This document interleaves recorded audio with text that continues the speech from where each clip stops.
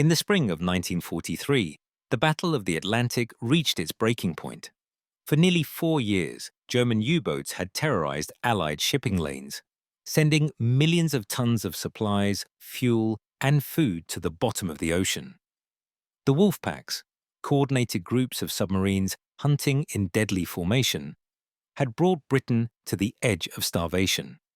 Winston Churchill would later admit that the U-boat threat was the only thing that ever truly frightened him during the entire war. The numbers were staggering. In 1942 alone, German submarines sank over 6 million tons of Allied shipping. That translated to 1,400 vessels, cargo ships, tankers, troop transports, vanishing beneath the waves at a rate of nearly 4 per day. For every U-boat the Allies managed to destroy, Germany was commissioning 2 more. Admiral Karl Dönitz, the mastermind behind the Wolfpack strategy, calculated that if his submarines could sink 700,000 tons per month, Britain would be forced to sue for peace within a year. In November 1942, he came dangerously close to that goal. The crisis extended far beyond statistics.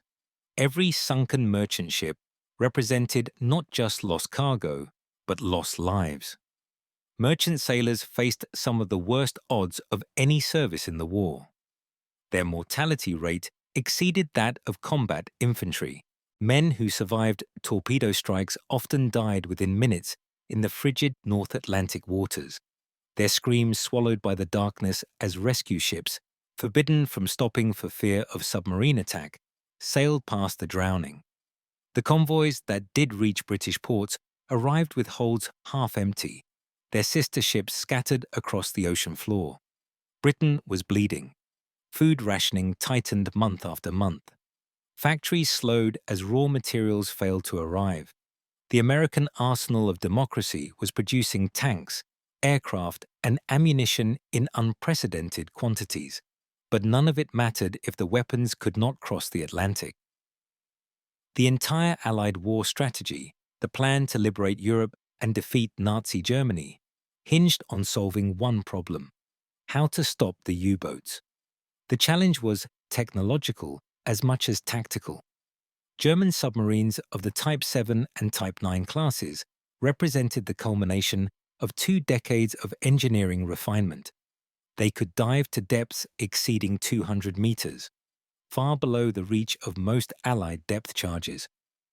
Their diesel-electric propulsion systems gave them a surface speed of 17 knots and an underwater endurance measured in days. Most critically, they had learned to hunt at night. The Wolfpack tactic exploited a fundamental vulnerability in Allied defenses. Convoy escorts, destroyers and corvettes equipped with sonar, could detect submerged submarines with reasonable reliability.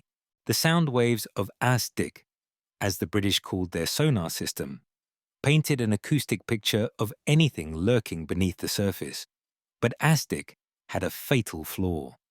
It only worked against submerged targets. A U-boat running on the surface, its low silhouette nearly invisible against the dark horizon, produced no sonar signature whatsoever. Dönitz understood this weakness perfectly.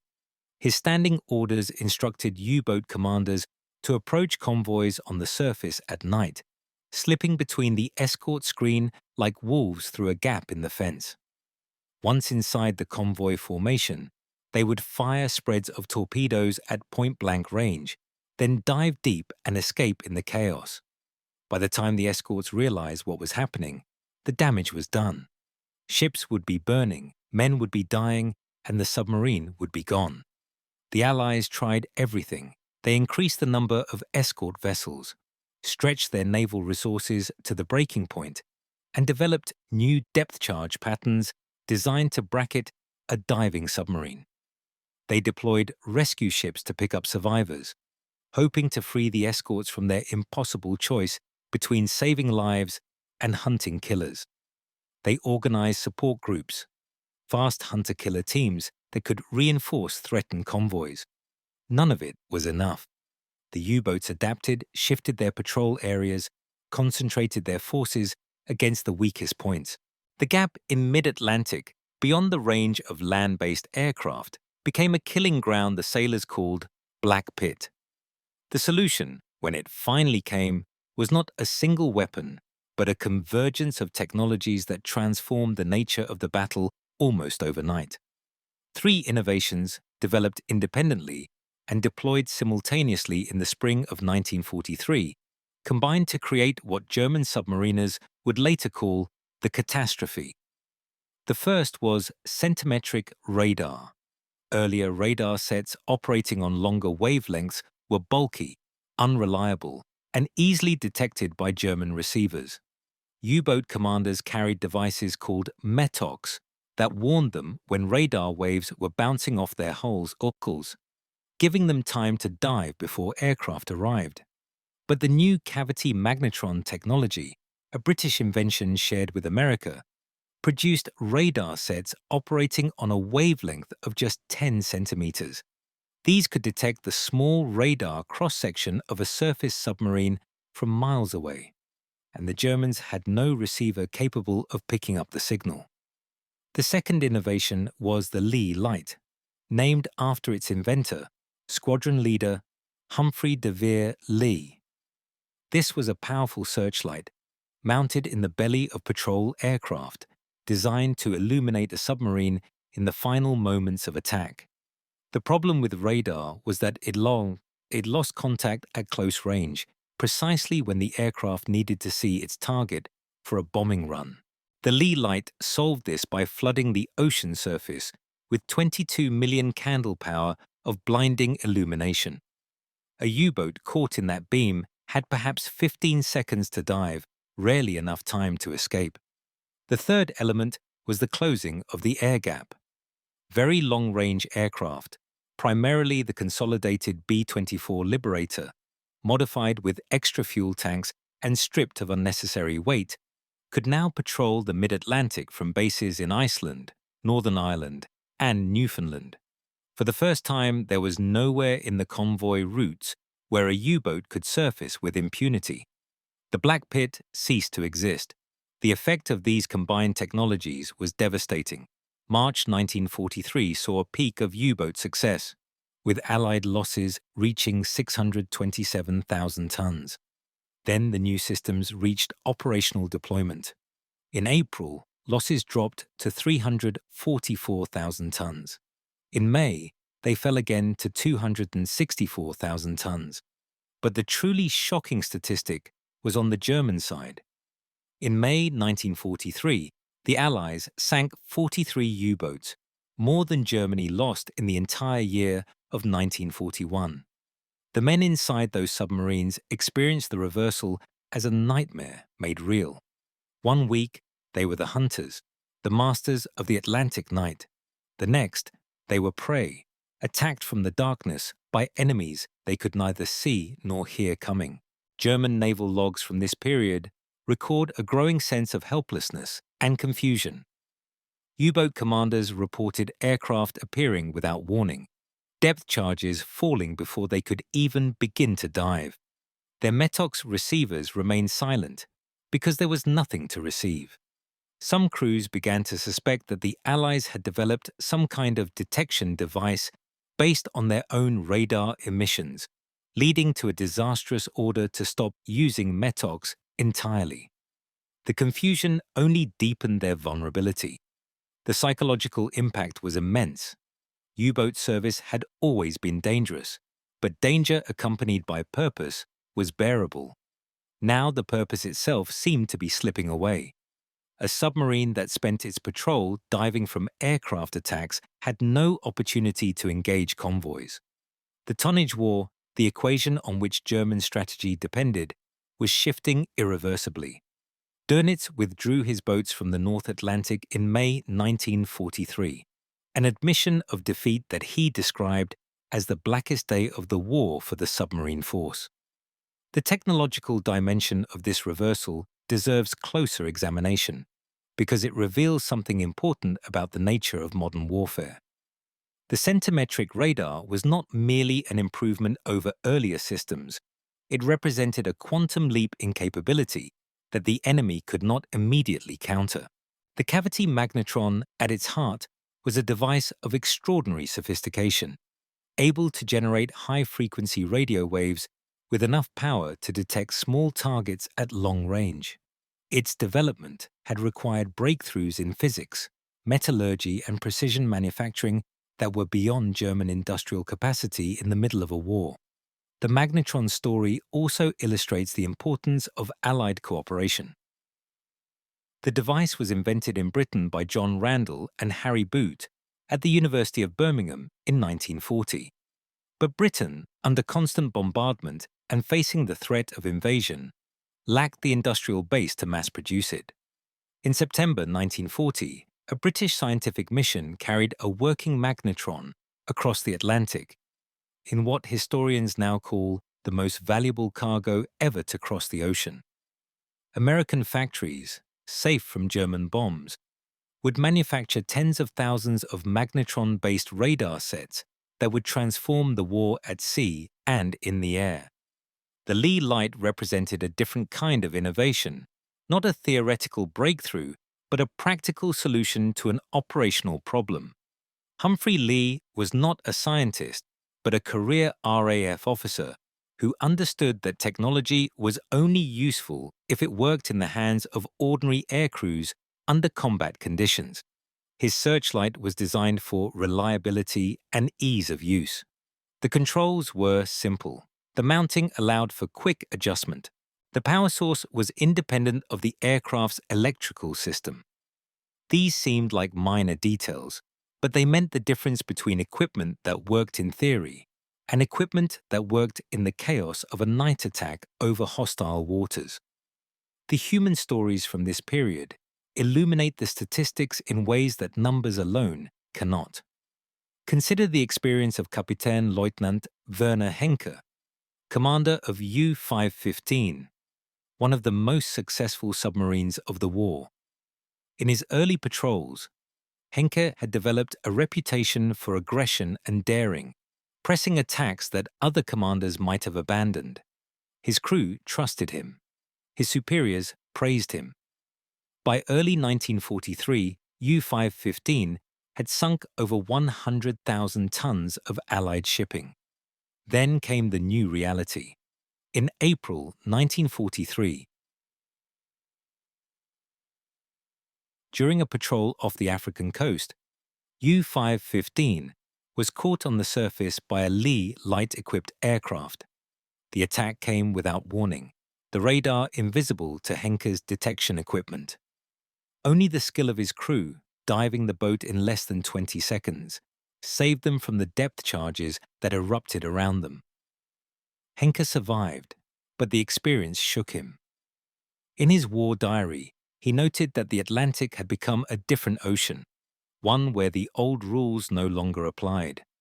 U-515 would eventually meet its end in April 1944, caught by an American hunter-killer group built around the escort carrier USS Guadalcanal. Henke and most of his crew survived the sinking, rescued by the same Americans who had destroyed their boat. He would spend the rest of the war as a prisoner, watching from captivity as Germany's defeat became inevitable. Years later, historians studying his logs would find evidence of a man gradually coming to terms with the reality that technology had shifted the balance of power beyond his ability to compensate. The Royal Air Force Coastal Command, the organization responsible for anti-submarine air patrols, underwent a transformation during this period. Before the deployment of centimetric radar and Lee lights, Coastal Command aircraft rarely sank U-boats. Their patrols were largely exercises in deterrence, forcing submarines to dive and thus limiting their mobility. After the new equipment arrived, sinkings increased by an order of magnitude. Aircraft became genuine killers, not merely obstacles. The crews who flew these missions, often in appalling weather conditions over featureless ocean, developed new tactics and new confidence. They learned to interpret radar returns, to time their Lee light illumination for maximum effect, to drop depth charges in patterns that gave the submarine no room to escape. The German response to this crisis was predictable but inadequate. Engineers rushed to develop new radar detection equipment capable of finding the centimetric signals. The result was the Naxos receiver, which began reaching U-boats in late 1943. But Naxos was bulky, unreliable, and often detected signals only when the aircraft was already in its attack run. It was a technological band-aid applied to a strategic wound. The Allies, meanwhile, continued to refine their systems, improving radar resolution, developing homing torpedoes that could be dropped from aircraft, deploying expendable sonobuoys that allowed patrol planes to track submerged submarines. The Schnorkel, a breathing tube that allowed U-boats to run their diesel engines while submerged, offered a more promising countermeasure. With a Schnorkel, a submarine could recharge its batteries without fully surfacing, presenting only a tiny target to radar. Dönitz ordered a crash program to retrofit the existing fleet and incorporate Schnorkels into all new construction. But the device came with serious drawbacks. Schnorkel operations were slow, uncomfortable, and navigationally challenging. The diesel exhaust could backdraft into the boat if the head valve malfunctioned, filling compartments with carbon monoxide. Most importantly, a snorkeling submarine was essentially deaf, its hydrophones useless against the noise of its own engines. It could neither hunt convoys nor detect approaching threats with any reliability. The strategic implications of the May 1943 crisis extended far beyond the immediate tactical situation. Dönitz had staked Germany's Atlantic strategy on the tonnage equation, the calculation that sinking Allied ships faster than they could be built would eventually strangle Britain into submission. The equation had two variables: German sinking capacity and Allied shipbuilding capacity. In early 1943, both variables shifted against Germany simultaneously. American shipyards, operating with mass production techniques borrowed from the automobile industry, were turning out Liberty ships at a rate that defied pre-war imagination. Henry Kaiser's Richmond, California facility could assemble a complete vessel in less than 2 weeks. The record, set as a publicity stunt but indicative of the system's potential, was 4 days, 15 hours, and 30 minutes from keel laying to launch. By the end of the war, American yards would produce over 2,700 Liberty ships alone, along with thousands of other vessels. The Allies were no longer trying to match German sinking rates. They were burying Germany under an avalanche of hulls. At the same time, the new anti-submarine technologies were driving up U-boat losses to unsustainable levels. A submarine required approximately 18 months to build, from keel laying to combat readiness. It required an additional year or more to train a crew to operational proficiency. When Dönitz lost 43 boats in a single month, he lost not just the submarines themselves, but the experienced crews that made the Wolfpack tactics possible. Replacement crews, rushed through abbreviated training programs, lacked the skills and instincts that had made their predecessors effective.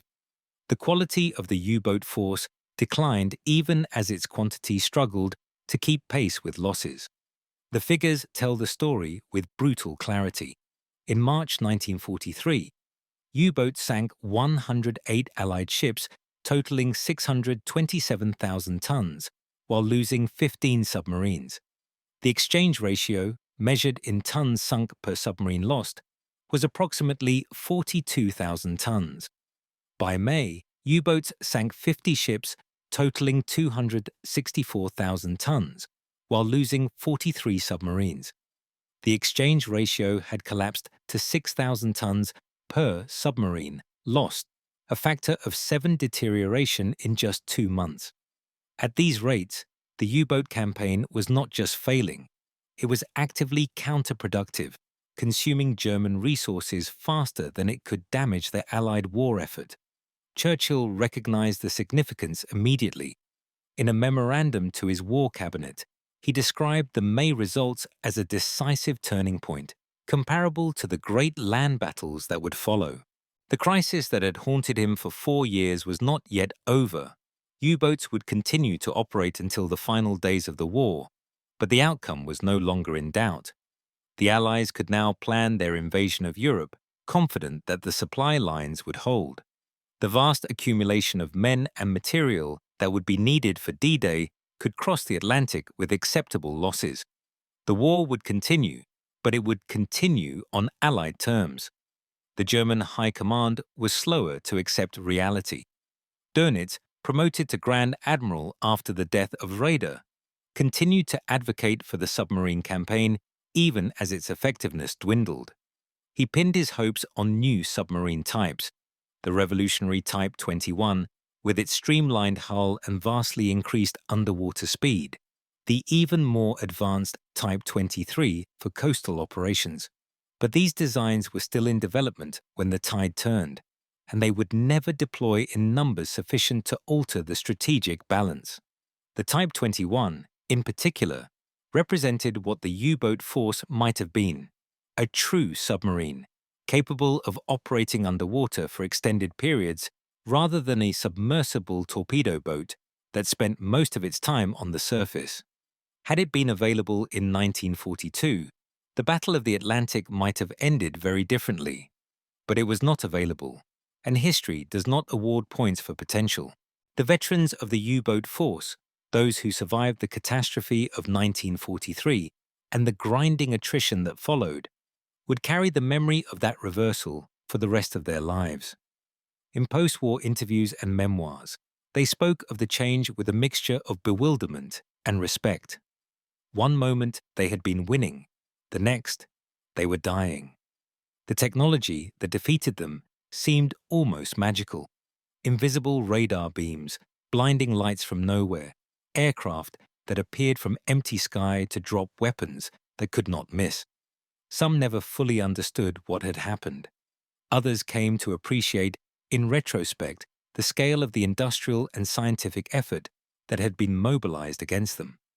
For the Allies, the victory in the Atlantic was a vindication of a strategic approach that valued coordination, innovation, and industrial capacity over individual heroism. No single weapon won the battle. No single commander deserved primary credit. The magnetron was British, but its production was American. The Lee light was a squadron leader's invention, but its deployment required institutional support from coastal command leadership. The very long-range aircraft were American designs, flown by multinational crews, directed by a combined command structure that integrated intelligence, operations, and logistics in ways that the German system never matched. It was teamwork on a scale that no previous war had demanded, and it produced results that no previous generation could have imagined. The lessons of the U-boat defeat have echoed through subsequent decades of military thinking. The importance of technological surprise, deploying capabilities that the enemy cannot detect or counter, became a central principle of Cold War strategy.